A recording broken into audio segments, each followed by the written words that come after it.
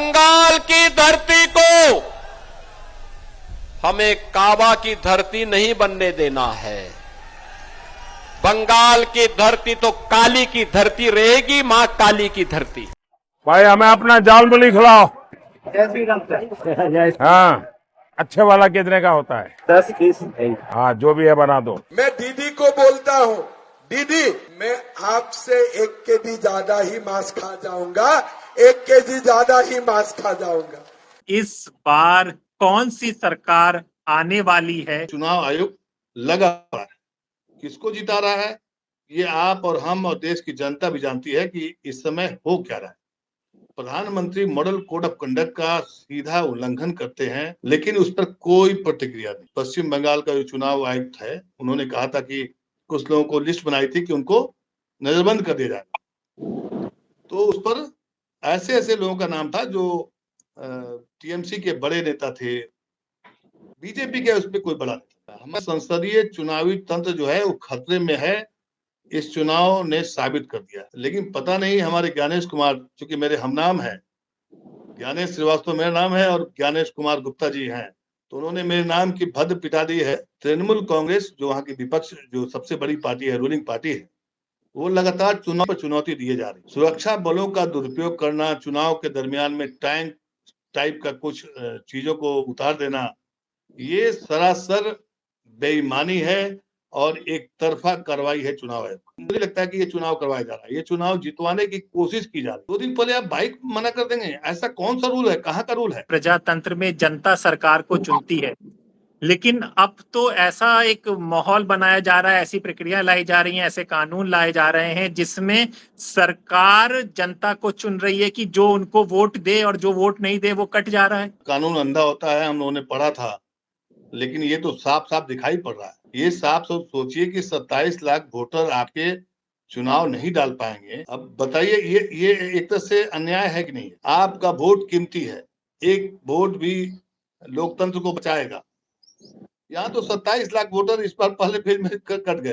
दीदी ओ दीदी कान खोल कर सुन ले, मैं घुसपैठिया निकाल दूंगा। 12 साल से आप क्या कर रहे हैं समझ में नहीं आ रहा है। हर जगह तो बीजेपी पहुंच चुकी है, मुंबई पहुंच चुकी है, दिल्ली पहुंच चुकी है, बेंगलोर पहुंच चुकी है, एक महानगर में कोलकाता बसता है, और हमारे जो इंडस्ट्रीज भाई हैं जो सरकार के सबसे, उनकी नजर शायद कलकत्ता में पड़ी हुई है। चुनाव के लिए बाबरी मस्जिद तोड़ी भी जा सकती है और बनवाई भी जा सकती है। मछली कोई दूसरा नेता खाए तो वो अपमान भी हो सकता है, और मछली जब खुद खाए तो वो अब सही हो सकता है। पब्लिक तो लगभग समझ चुकी है, और उनके समर्थक हो चाहे उनके विरोधी हो।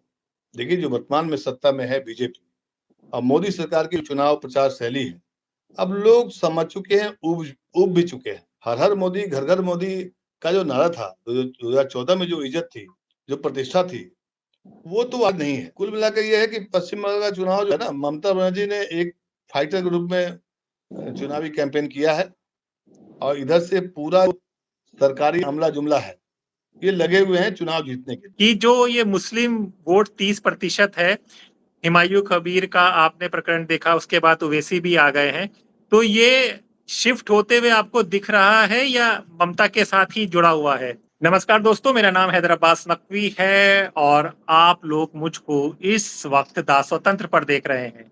आज 23 अप्रैल है और बंगाल में वोटिंग शुरू हो चुकी है पहले चरण में। 294 सीटें हैं और आज 152 सीटों पर मतदान डाले जा रहे हैं और तकरीबन 16 जिले इसमें कवर किए जाएंगे। चुनाव किस रूप में जा रहा है, किस दिशा में जा रहा है, और चुनाव से पहले जो सब कुछ हुआ उसका असर कितना चुनाव पर पड़ेगा, और इस बार कौन सी सरकार आने वाली है, रिपीट होंगी ममता बनर्जी या कमल खिलेगा, इन सब को समझने के लिए आप देख सकते हैं कि हमारे बराबर की विंडो में वरिष्ठ पत्रकार ज्ञानेश कुमार जी हैं, जो कई चैनल में चैनल हेड रहे हैं, पत्रकारिता से जुड़े हुए हैं, अखबारों से जुड़े हुए हैं, जमीनी खबर, सच्ची खबर और सच बोलने से कभी डरते नहीं, पीछे हटते नहीं, शब्दों में वो लाते नहीं कि किसी की चापलूसी हो और एक तरफा का बयानबाजी ले। इसीलिए द स्वतंत्र इनको हमेशा याद करता है जब भी चुनाव होते हैं या कोई भी ऐसा मुद्दा होता है जहां पर अच्छे से अच्छे एक्सपर्ट बोलने से कतराते हैं। तो आज हम समझेंगे कि ये चुनाव कहाँ जा रहा है। ज्ञानेश जी, बहुत बहुत शुक्रिया दास स्वतंत्र से जुड़ने के लिए। सर, सबसे पहले तो मैं आपसे यही पूछूंगा कि आपने भी झालमुड़ी अपने पास रखी हुई है, क्योंकि अब जो जितने भी पत्रकार हैं सब झालमुड़ी लेके एंकरिंग और सब कुछ कर रहे हैं। धन्यवाद हैदर आपका, और स्वतंत्र देखने वाले तमाम दर्शकों का भी आभार। देखिए, आप ढेर सारे सवाल किए और अंत में आकर आप गिरे हैं झालमुड़ी पर। तो हमारे देश की पत्रकारिता झालमुड़ी अभी कर रही है, उस पर चर्चा उतना होना नहीं चाहिए, हमें भी नहीं करना है, क्योंकि हमारी पत्रकारिता झालमुड़ी तक पहुंच चुकी है ना। गटर पत्रकारिता भी देखा है हमने, लेकिन ये झाड़ी और तमाम अभी कैसी कैसी पत्रकारिता देखने को मिलेगी देश को, मुझे भी नहीं पता। पहले था कि पत्रकारिता नीचे स्तर पर चली जाएगी, थोड़ी गंदी हो जाएगी, थोड़ी खराब हो जाएगी। अब इसका लिमिट क्रॉस कर चुका है, इसलिए इस पर डिस्कशन नहीं। आज बंगाल का चुनाव प्रथम चरण में हो रहा है, जैसा कि आपने कहा, बात उस पर। देखिए, चुनाव के लिहाज से कहा जाए, कल मैंने एक्सपर्ट को भी सुना और पढ़ा भी। चुनाव का जो इतिहास है, हमारी जो प्रणाली है, भारत का जो संविधान जिस तरह से बनाया गया था, उसमें चुनाव में ये कहा गया था कि लेवल प्ले सब मिलेगा। लेवल प्ले मतलब कि सभी लोग जो चुनाव लड़ेंगे वो बराबर के होंगे लोग, कोई अमीर या गरीब उसमें चुनाव के दरमियान नहीं आएगा। इसीलिए मॉडल कोड ऑफ कंडक्ट बनाया गया है, ताकि आप इतने पैसा ज्यादा खर्च नहीं कर सकते हैं, आप फलानी चीज नहीं बोल सकते हैं, तमाम बड़ा सुंदर तरीके से हमारा चुनाव कराने का एक संविधान बना हुआ है। लेकिन इस चुनाव में वो सारी की सारी चीजें जो है ध्वस्त होती हुई दिखाई पड़ी है। नहीं मतलब कि ध्वस्त हो जाए तो कोई बात नहीं, उससे भी एक कदम मैं आपको बताऊं, चुनाव को नए सिरे से परिभाषित किया जा रहा है। आप समझिए कि चुनाव के 2 दिन पहले एक अधिसूचना जारी होती है कि आप मोटरसाइकिल से भी नहीं चल सकते। ये किसी भी चुनाव में ऐसी इस तरह का आदेश चुनाव आयोग ले रहा है, मनमाना, और उसको अगर आप शब्द, क्योंकि हम लोग नहीं बोल सकते हैं गंदे शब्द, लेकिन अपने लिमिट क्रॉस करके वो चुनाव करवा रहा है।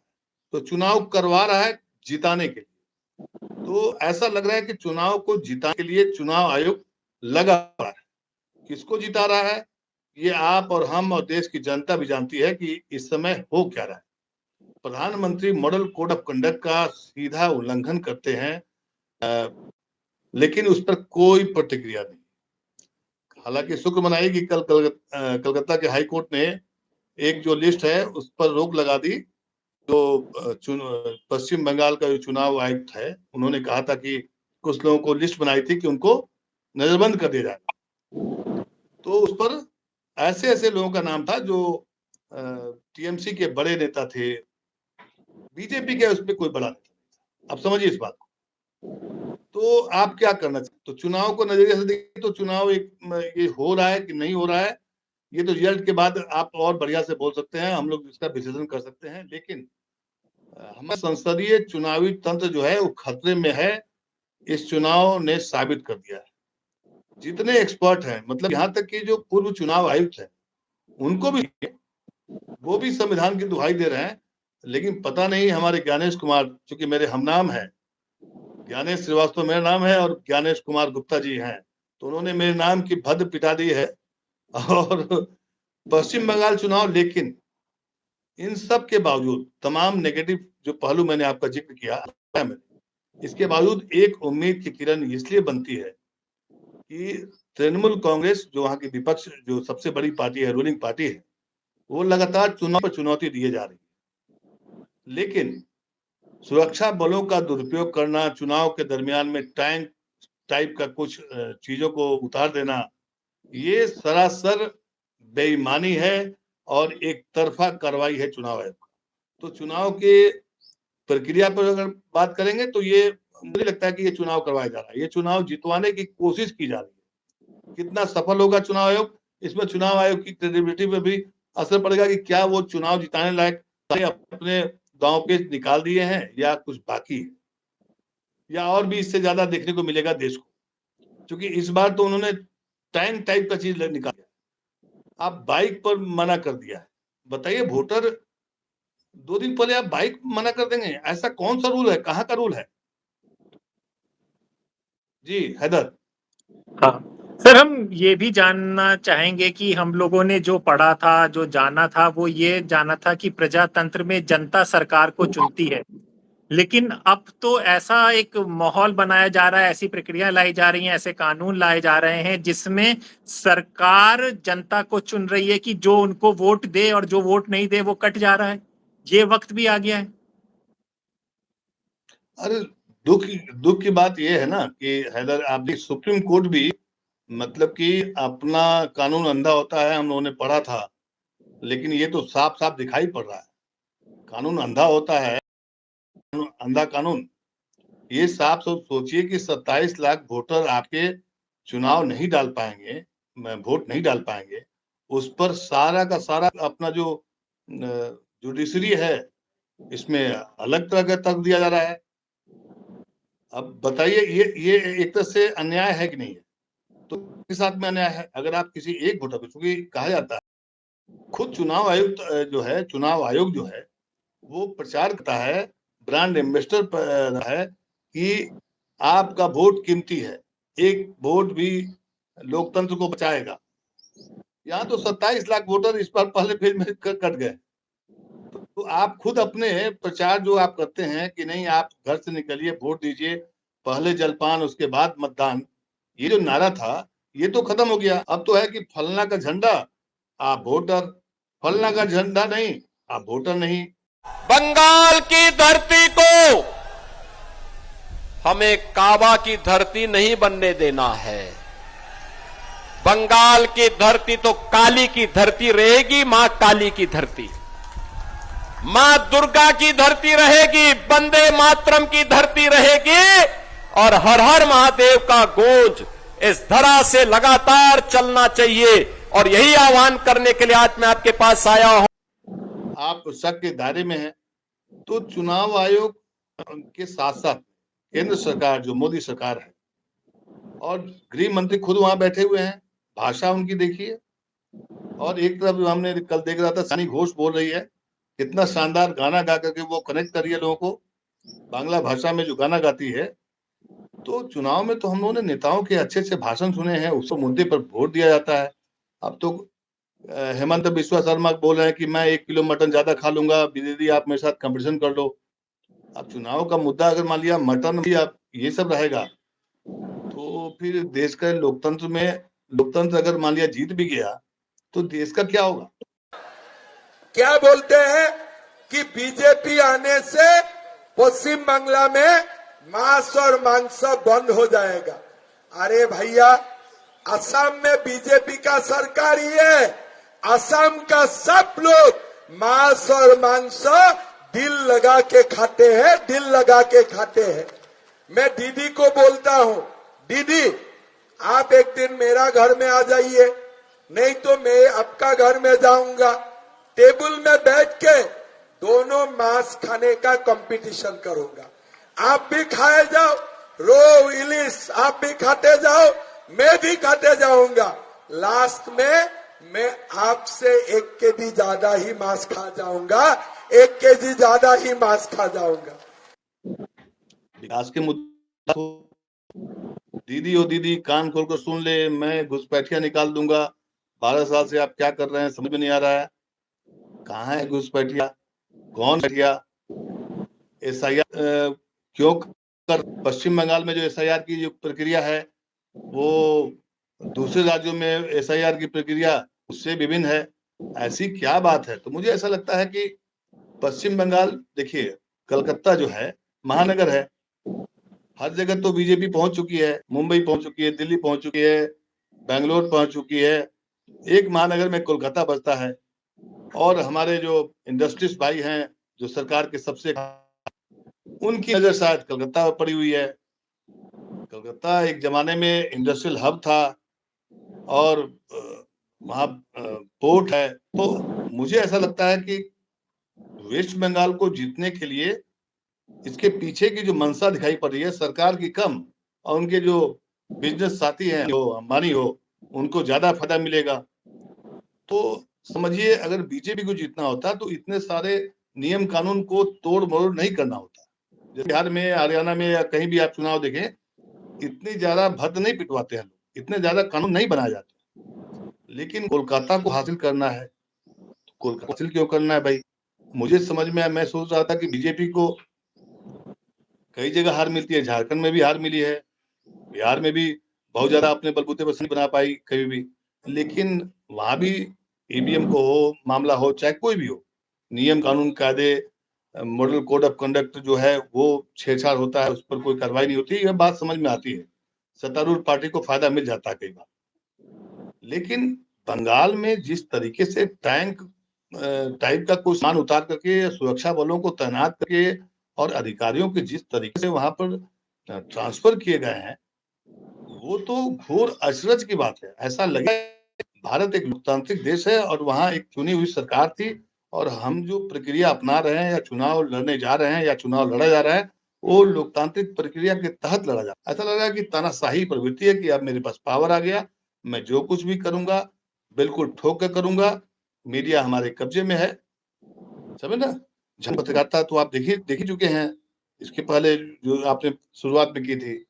तो कुल मिला जुला कर ये है कि मामला बहुत ही टफ है, और दुख की बात है।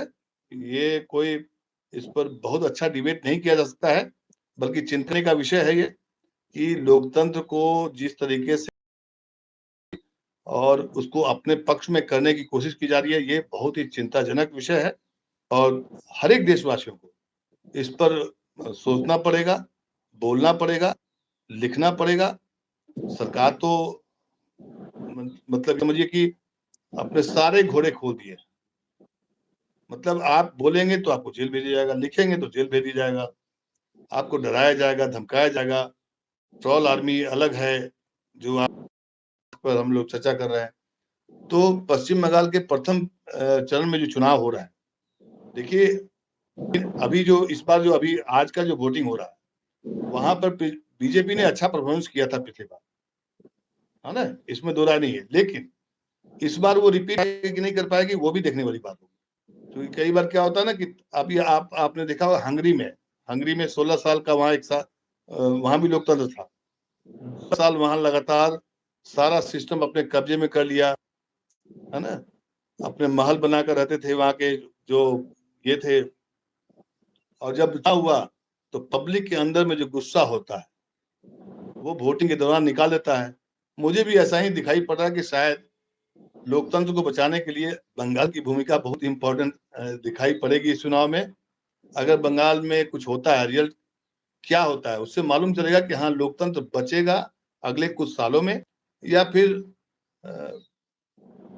इसको लंबा खींचा जाएगा। मतलब आप हंगरी वाला एग्जाम्पल देख सकते हैं। हंगरी में आपने देखा होगा मैगियोर वहां पर प्रधानमंत्री बने हैं, प्रधानमंत्री या राष्ट्रपति चुने गए हैं। तो वहां पर जो चुनाव हुआ है वो सब कुछ उसके कब्जे में था, फिर भी पब्लिक ने उनको हरा दिया। तो अपना देश भी बहुत कमजोर तो है नहीं, हमारा नेतृत्व तो कमजोर हो सकता है, देश तो बहुत मजबूत है, आपको पता ही होगा। मैं अभी जस्ट आपके डिस्कशन के पहले एक अभी राष्ट्रपति ने ट्रंप ने एक ट्वीट किया है और उसने भारत और चीन के लोगों को नरक में रहने वाला बताया। अब सोचिए, माय डियर डोनाल्ड फ्रेंड कहने वाले हमारे प्रधानमंत्री को हमारे ही देश के लोगों के बारे में ट्रंप अनाप शनाप बयान बक रहा है, और हम चुप हैं। हम चुप मतलब हमारा नेतृत्व चुप है। तो मैं इस पर एक कहूंगा कि नेतृत्व कमजोर हो सकता है, भारत कमजोर देश नहीं है। लोकतंत्र में आप खेल कर सकते हैं, लेकिन लोकतंत्र को आप खत्म नहीं कर सकते हैं। कुछ समय तक के लिए आप कब्जा कर सकते हैं, आप तोड़ मरोड़ कर सकते हैं, लेकिन आपने देश ने देखा है कि यहाँ इमरजेंसी 77 में जो इमरजेंसी लगी थी उसको भी लोगों ने देखा है कैसे उससे निपटे हैं हम लोग। ये भी हम लोग याद रखने की चीज है, और इससे एक उम्मीद की किरण दिखाई पड़ती है कि हाँ कुछ भी हो जाए, समय लगेगा। तो अभी हम चुनाव की बात कर रहे हैं, तो पश्चिम बंगाल में जो चुनाव हो रहा है उसमें बीजेपी कोशिश कर रही है, पूरा दमखम लगाए हुए है, और तृणमूल भी कम है। हम किसी भी पॉलिटिकल पार्टी को सपोर्ट नहीं कर सकते हैं कि नहीं बीजेपी अगर मनमानी कर रही है तो तृणमूल कम मनमानी कर रही है। दोनों बराबरी के तौर पर फाइट कर रहे हैं लोग एक दूसरे से। और अभी जो मैं देख रहा था आपके डिस्कशन के समय ही मुर्शिदाबाद कई जगह पर झड़प हो रही है। आपके हुमायूं कबीर के साथ में कुछ लोगों ने धक्का मुक्की की है, सुना है कि पिटाई भी कर दी है। वो पानी पीते हुए और अपने मुंह धोते हुए दिखाई पड़े हैं। तो मामला दिलचस्प है, देखिए होता क्या है। सर एक चीज ये भी समझेंगे तो लोग तो अब समझ ही रहे हैं कि चुनाव के लिए बाबरी मस्जिद तोड़ी भी जा सकती है और बनवाई भी जा सकती है। मछली कोई दूसरा नेता खाए तो वो अपमान भी हो सकता है, और मछली जब खुद खाए तो वो अब सही हो सकता है। तो इन सब चीजों को तो अब दुनिया समझ लेगी कि अब ये पहले जैसे 10 साल पहले वाली सिचुएशन नहीं रही है।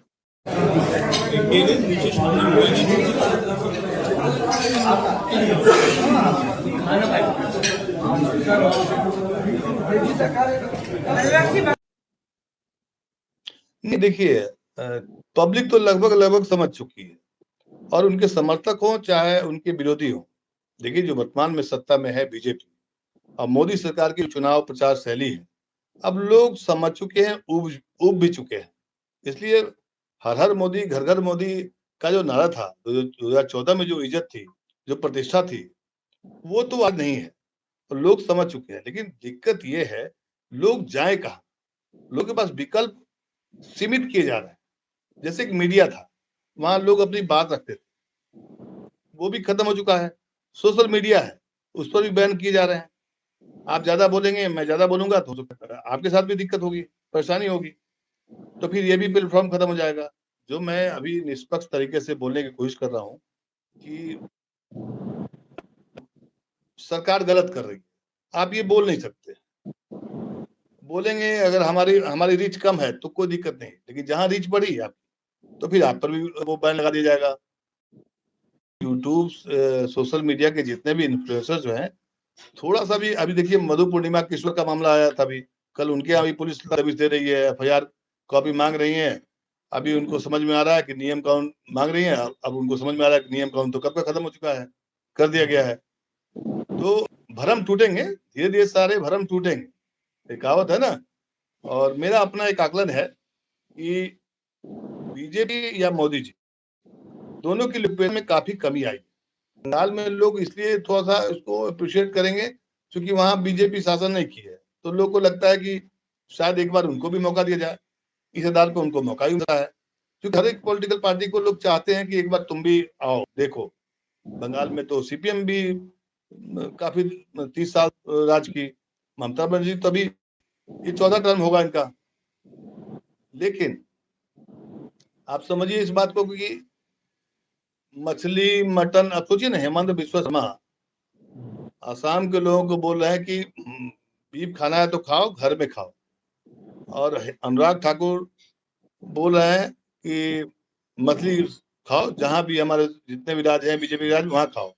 एक प्रधानमंत्री का मैं वीडियो देख रहा था, वो बोल रहे थे कि बताइए सार्वजनिक जगहों पर आप मटन मछली खा करके दिखा रहे हैं, ये गलत है। तो मतलब अपने आप में कॉन्ट्राडिक्शन है। और इसका नट सेल में बताऊं कि अब न धर्म, न खान पान, न वेशभूषा, ये तीनों पर लोग जान चुके हैं कि आप चाहते क्या है। चुनाव समय ही सब आपको याद आते हैं। अरे आप तो क्या कहते हैं उसको, सोने का हार कौन उठा के ले जाएगा, भैंस बेचना पड़ेगा, में क्या हुआ था। तो वो बीजेपी का यही चुनावी मंत्र है। और बीजेपी के पास प्लस पॉइंट यही है कि ये लोग लंबे समय तक विपक्ष में, लोग सत्ता में आए हैं, अब सत्ता की भूख इतनी ज्यादा हो गई है कि चाहते हैं सब कुछ मेरे पास है। और आसपास देशों में जब बदलाव होता है, नेपाल में बदलाव हुआ, बांग्लादेश में बदलाव हुआ, श्रीलंका में बदलाव हुआ, और जो जिस तरीके से वहां पर हिंसक क्रांति हुई, उससे भी डरे रहते हैं लोग कि सत्ता चली जाएगी तो शायद मेरे साथ भी कुछ अपशुकन ना हो जाए, इस बात का भी डर रहता है। तो कहते हैं ना कि जिसके पास बहुत ज्यादा पावर है वो सबसे डरपोक होता है।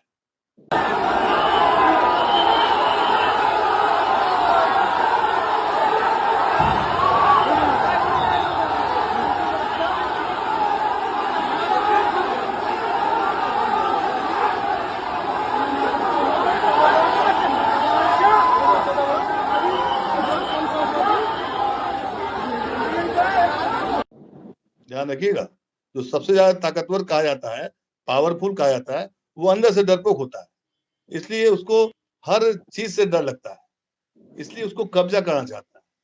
तभी तो न्यायपालिका, देखिए न्यायपालिका भी हमारी अब कब्जा कहा जाए, क्या कहा जाए समझ में नहीं आता है।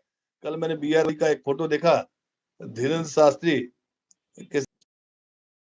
अब सोचिए पहले के जमाने में ऐसा था कि लेक्चर, प्रोफेसर, पत्रकार टाइप के लोग जो होते हैं, जो बुद्धिजीवी कहलाते थे लोग, ये लोग बाबाओं के साथ फोटो खिंचवाने में परहेज करते थे, मानते थे तब भी, लेकिन परहेज करते थे कि ना मैं तो समाज का बौद्धिक वर्ग हूँ, मेरे फोटो खिंचवाने से लोगों में अंधभक्ति आएगी और तमाम चीजें होंगी। वो सारी ऐसा लग रहा है कि इसमें एक ऐसा माहौल बनाया जा रहा है कि यही सच है, जबकि ऐसा नहीं है।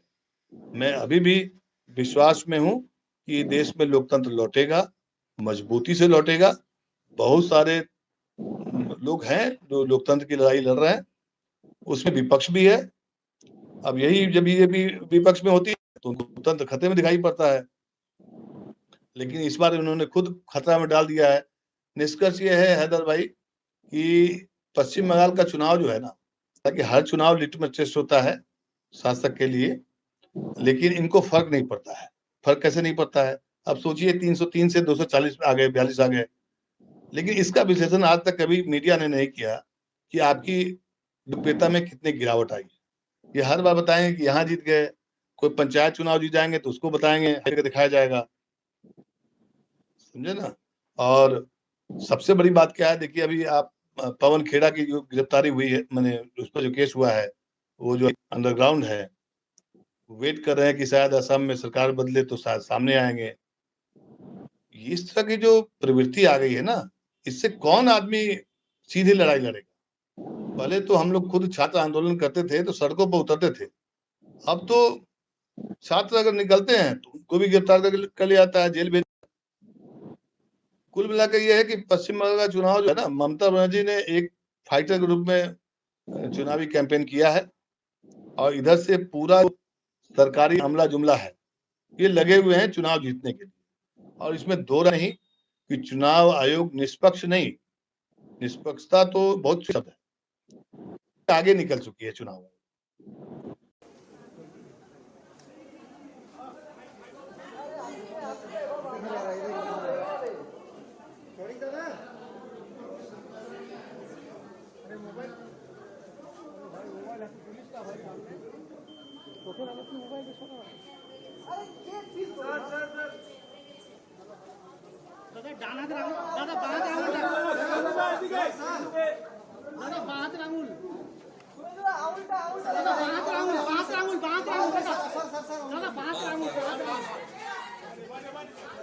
चुनाव आयोग की पूरी तैयारी है कि पश्चिम बंगाल चुनाव हम बीजेपी के झोली में डाल दें, है ना।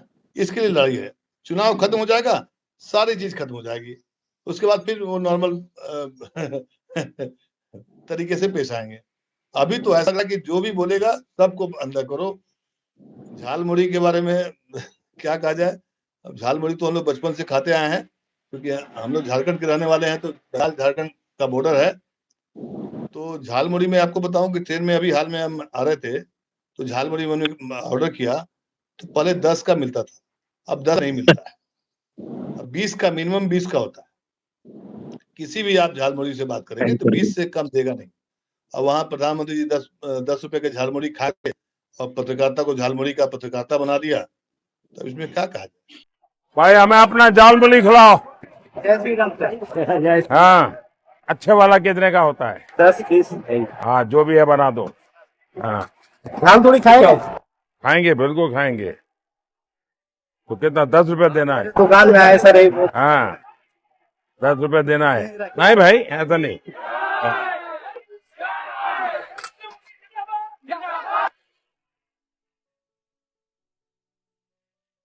बढ़िया बनाओ।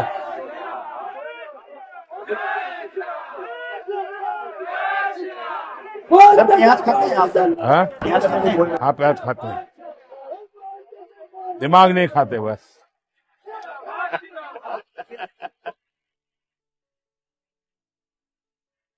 हम तो ये आपका पुरानी चीजें खाने आए यार।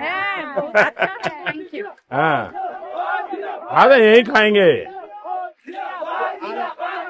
हाँ हाँ ज्यादा है, कोई बात नहीं, ज्यादा है तो ज्यादा खाएंगे।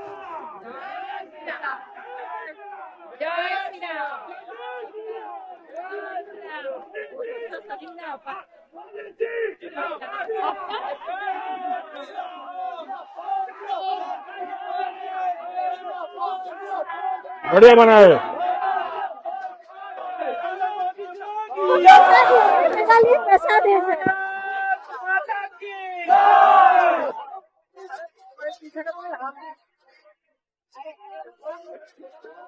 चलो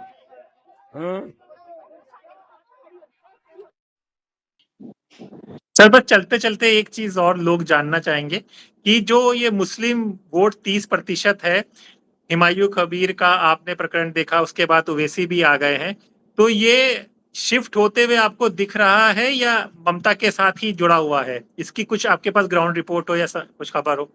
नहीं, मेरे पास जो रिपोर्ट है ममता के साथ जुड़े हुए हैं। हुमायूं कबीर का मामला ठुस हो चुका है और पश्चिम बंगाल में देखिए थोड़े बहुत तो मोबिलाइज हो जाएंगे लोग, ऐसा नहीं है सारे मुस्लिम ममता के साथ आएंगे, लेकिन 100 में 95 तक आप मान के चलिए कि ममता के साथ। 5% इधर उधर छिटकेंगे, उसमें कांग्रेस भी है, उसमें ओवैसी भी है, जाएंगे लोग, क्योंकि निष्ठा होती है कि साथ में, तो वो जाएगा। एक ब्लॉक होता है, कुछ एरिया होता है जहां पर लोग प्रभावित होते हैं, तो पूरा का पूरा वो एरिया चला जाता है उनके साथ में। लेकिन चुनाव में जिस तरीके चलाया गया है, तो उससे पश्चिम बंगाल के मुसलमान इस बात को लेकर के बहुत गंभीर है कि अगर इस बार नहीं तो फिर मौका हाथ से निकल जाएगा, क्योंकि उन्हें भी डर है, मुसलमानों को भी डर है इस बात का कि भाई बीजेपी आ जाएगी सत्ता में तो फिर उनको दिक्कत होगी। इस डर से शायद इस बार ममता बनर्जी को कंसोलिडेट वोट देंगे लोग। तो मेरे पास जो मेरे वहां रिपोर्टिंग कर रहे हैं वो बताते हैं कि मुसलमानों का वोट तो एक मुश्त पड़ेगा, तब इसमें दो राय नहीं। लेकिन कई इलाकों में जहां पे बीजेपी सेकंड पोजीशन पे थी, वहां पर चांसेस है जीतने की, क्योंकि ये जो पहले फेज के चुनाव में कितने सीट पे हो रही है चुनाव इस बार? 100 अभी 152 पे चल रहे हैं इस पहले चरण में। हाँ 16 जिलों तो 152 सीटों में जो 70 के आसपास जो सीटें आई है ना, उसमें 50 के आसपास इसी फर्स्ट पेज का जो चुनाव हो रहा है ना, इसी इलाके से आई है जी। माने 1/3 जो सीटें आई है इसी इलाके से आई है, फर्स्ट पेज भी जहाँ चुनाव हो रहा है। जी हाँ, इसमें कूच बिहार, दार्जिलिंग, कौरपिलोग, जलपाईगुड़ी, अलीपुरद्वार, उत्तर दिनाजपुर, दक्षिण दिनाजपुर व मालदा और दक्षिण बंगाल में मुर्शिदाबाद, पूर्व मिदनापुर, पश्चिम मिदनापुर, झाड़ग्राम, पुरुलिया, बांकुड़ा, पश्चिम बर्धमान और बीरभूम। 16 जिलों में से 7 जिलों को मतदान के दिन सुरक्षा कारणों के कारण विशेष निगरानी पे भी रखा गया है। अरे विशेष निगरानी, मैं तो सरकार के पक्ष को समझ ही नहीं पाता हूँ कि विशेष निगरानी, वो पूरे पश्चिम बंगाल में विशेष निगरानी कर रहे हैं, तो आप तो प्रथम फेज के बारे में बता रहे हैं, पूरे पश्चिम बंगाल में विशेष निगरानी के है। अब ये पता है ना कि एक जो ऑब्जर्वर्स बनाए गए हैं उनके व्हाट्सएप चैट लीक हुए हैं जी, उसमें हटा दिया गया है व्हाट्सएप चैट में। सोचिए, उसी से पता चलता है कि चुनाव आयोग पूरी तरीके से लगा हुआ है बीजेपी को जिताने में, उसी से पता चलता है। ऐसा नहीं कि मेरा कोई बायसनेस है बीजेपी से और तृणमूल से, तृणमूल के नेता तो मुझे जानते भी नहीं है कि कौन है ज्ञानेश बात। लेकिन सवाल ये नहीं है, सवाल ये है कि जिस तरीके से जो एक्ट हो रहा है, जो कार्रवाई की जा रही है, जो छिटपुट खबरें आ रही है, उससे लगता है कि चुनाव आयोग की पूरी कोशिश है कि हम अपनी निष्ठा सरकार के साथ में, मैंने केंद्र सरकार यानी मोदी सरकार के साथ में दिखाएं और पश्चिम बंगाल का चुनाव जो है इस बार हम दे दें। हम कॉन्स्टिट्यूशन की रक्षा कर रहे हैं, बीजेपी कॉन्स्टिट्यूशन को खत्म करने की कोशिश कर रहा है। भाई और बहनों, अगर ममता जी ने साफ सुथरी सरकार चलाई होती, अगर ममता जी ने बंगाल को पोलराइज नहीं किया होता, तो बीजेपी के लिए रास्ता नहीं खुलता। भाई और बहनों, कांग्रेस पार्टी बीजेपी से लड़ती है और बीजेपी जानती है कि कांग्रेस पार्टी ही बीजेपी को रोक सकती है। कांग्रेस पार्टी का पूरा समर्थन कीजिए, कांग्रेस पार्टी को वोट दीजिए और कांग्रेस पार्टी की सरकार बंगाल में बनाइए। आप सबका बहुत बहुत धन्यवाद। नमस्कार, जय हिंद। चलिए सर, शुक्रिया, आपने इतने कम समय में पूरी बात समझाई, सब दिखाया। आने वाले दूसरे चरण में भी आपसे हम लोग संपर्क करेंगे, फिर बताइएगा। तो दोस्तों, अभी चुनाव चल रहे हैं, जिस तरह से मतदान हो रहा है, भारी संख्या में लोग वोट डाल रहे हैं, कह रहे हैं शायद तकरीबन 90% मतदान हो जाए। लोग निकल रहे हैं, वोट डाल रहे हैं। अब इसके अलग अलग कारण बताए जाते हैं। कोई कहता है कि वोट ज्यादा लोग निकलते हैं तो मौजूदा सरकार के विपक्ष में डालते हैं, और कुछ ये कह रहे हैं कि लोग डरे हुए हैं, निकल रहे हैं कि भाई वोट करके जो मौजूदा सरकार है उसको बचा लो, दूसरी सरकार को मत आने दो। तो जो होगा आपको दास स्वतंत्र पर बताया जाएगा। तो अपने दोस्त हैदराबाद नकवी को इजाजत दीजिए, फिर होगी मुलाकात ऐसी किसी चर्चा के साथ। तब तक के लिए नमस्कार। नमस्कार।